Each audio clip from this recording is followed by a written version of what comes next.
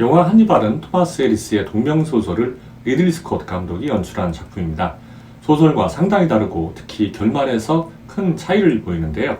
등장인물의 성격과 개성을 이해하는 데 필요한 소설의 디테일을 많이 생략하는 바람에 한니발은 그저 사악한 사이코패스로 묘사되고 클라리스 스탈링은 흔하디 흔한 FBI 요원이 되고 말았습니다. 최악은 결말에 상이합니다.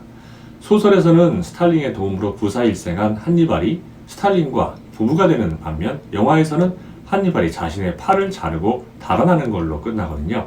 이 결말은 소설과 영화가 그려낸 한니발의 성격과 전혀 맞지 않습니다. 한니발은 리투아니아 귀족 출신으로 굉장히 섬세하고 미적 감각이 탁월하며 자부심도 강하고 이기적인 인물입니다. 한니발이 이따금 스탈린에게 관심을 보인 건 사실이지만 그저 연구 대상으로서였죠.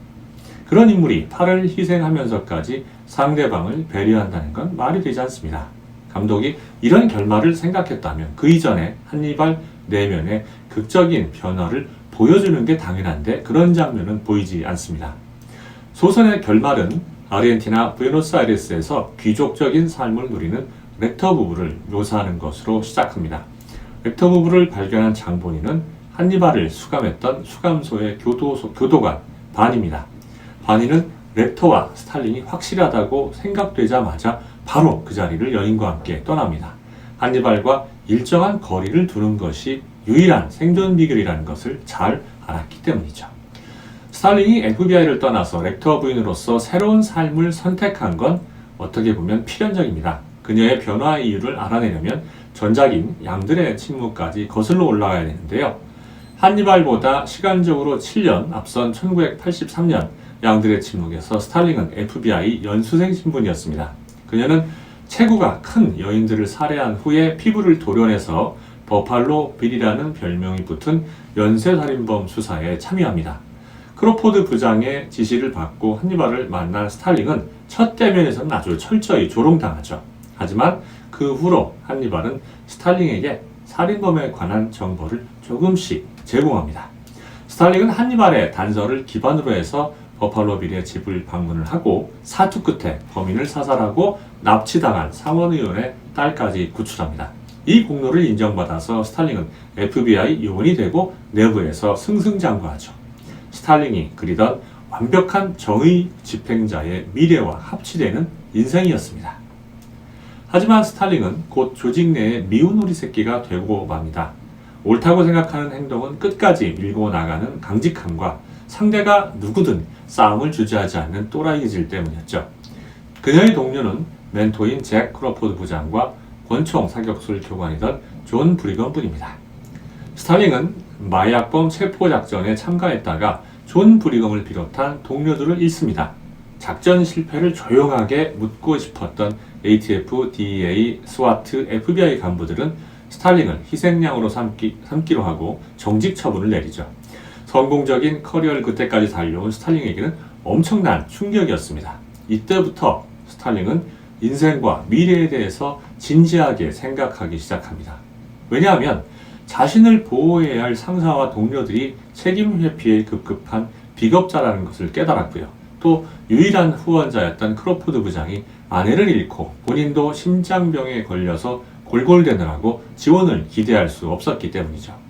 이때 그녀에게 다가온 유일한 인물이 바로 한니발이었습니다. 한니발은 스탈린에게 진정한 자신을 깨달으라고 조언합니다. 그녀는 용감한 전사이며 바로 그 때문에 FBI와 맞지 않다. 그리고 앞으로도 조직 내에서 성공하기 힘들다면서 말이죠. 그때까지 유지되던 스탈린의 가치관이 전복되고 새로운 가치관이 서서히 떠오릅니다. 때마침 스탈린은 메이슨이 법무부 고위직 랜들러와 연대해서 한니발을 체포한 후에 잔인한 복수를 하려 한다는 사실을 알아냅니다. 예전 같으면 메이슨을 이용해서 한니발을 체포했겠지만 내면부터 달라져 보는 스탈린은 파면의 위험을 감수하며 한니발을 구하러 갑니다. 스탈린은 친척 목장에서 살 때 양과 말이 학살당하는 장면에 큰 충격을 받고 트라우마를 간직한 채 살아왔습니다. 버팔로 빌을 추적한 이유도 납치된 상원의원 딸의 고통에 공감했기 때문이었고요. 한니발 구출 역시 그가 당할 고문을 증오했기 때문이었습니다. 스탈린의 변화를 재촉한 또 다른 요인은 FBI 고위 간부인 랜들러였습니다. 랜들러는 스탈린을 굉장히 질투했고 원한을 품으면서 사사건건 방해를 일삼았습니다. 랜들러야말로 스탈린이 반드시 극복해야 할 상징적인 장애물이었던 겁니다. 스탈린에게 호의를 보여준 선한 인물들은 모두 불행한 죽음을 맞습니다. 자상한 아버지는 불량배들에게 총 맞아 죽고 스탈린의 사격교관이자 총원까지 했었던 브리검도 마약업자들의 총에 맞아 사망하죠. 하니발이 유일하게 인정한 FBI 요원 잭 크로포드는 아내의 죽음으로 인한 충격을 극복하지 못하고 자살을 선택합니다. 자신이 사랑하고 선하다고 믿는 사람들은 비참하게 죽어가는데 비겁하고 책임 회피만 하는 랜들러나 메이슨 같은 악당은 승승장구하는 이 현실 속에서 그녀가 믿던 선과 악은 어떻게 된 것일까요? 스탈린의 내면 변화를 가속시켰던 고민이었습니다. 스탈린은 메이슨 저택으로 침입해서 한니발을 구출하지만 그 과정에서 마취총을 맞고 쓰러집니다. 한니발이 그녀를 데려갑니다. 한니발은 어린 시절 탈영병들에게 잡아먹힌 여동생 미샤를 잊지 못하고 죄책감에 사로잡혀 있었는데요. 그 대안으로 스탈린을 주목하고 있던 상황이었죠. 한니발은 스탈린의 강박적인 정의감이 어린 시절 아버지가 살해당한 기억과 친척 집에서 겪은 사건에서 비롯됐다고 확신합니다. 한니발은 최면과 조정을 통해서 스탈린의 트라우마를 해소하고 FBI에 대한 스트레스마저 지워버립니다.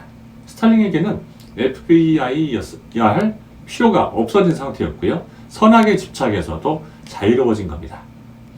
아버지의 뒤를 이어서 정의를 구현하려 했던 과거를 뒤로 한 채 스탈린은 미샤의 빈자리를 채우면서 렉터의 완벽한 파트너가 되죠. 렉터는 스탈린의 새 출발을 자축하기 위해서 오래전부터 스탈린을 괴롭혔던 랜들러를 납치한 후에 그의 전두엽을 요리해서 스탈린에게 대접합니다. 스탈린은 그 시점에 렉터 부인으로서의 첫 발을 내딛습니다.